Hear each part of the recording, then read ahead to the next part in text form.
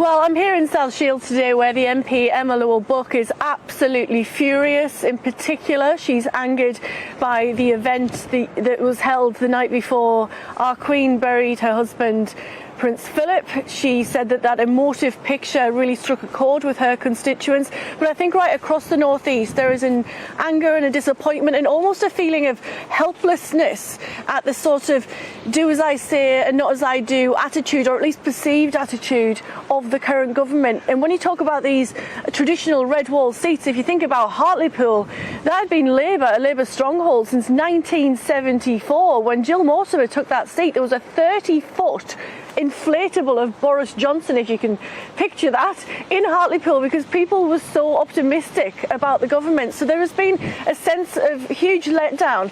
Well, let's hear from Emma Llewellyn-Buck now, who is the MP for South Shields.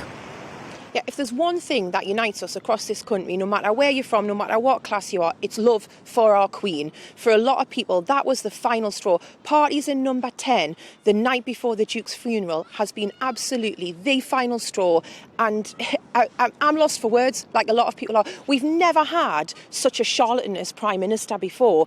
And the only way to get rid of this man is by his own MPs putting in the letters to the chair of their party. This man does not have the dignity or self-respect to resign, so they need to get rid of him. It's all good and well Tory MPs being across the airwaves saying we think it's appalling as well, it's a disgrace. Well, put your money where your mouth is. Stop platitudes. Stop with the platitudes. Get your letters in and get rid of him. They know they can do it. They need to get on with it before they allow this man to do more damage.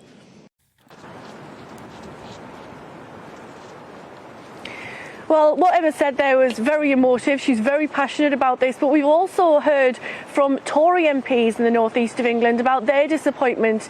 One in particular that really struck me was a statement from Jacob Young, MP for Redcar.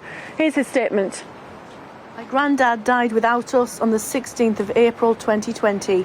We held his funeral on the 1st of May, where only 10 people attended. It was one of the hardest days of my life and made worse because I didn't hug my mum and dad. I am grateful to the Prime Minister for his apology and his brief explanation.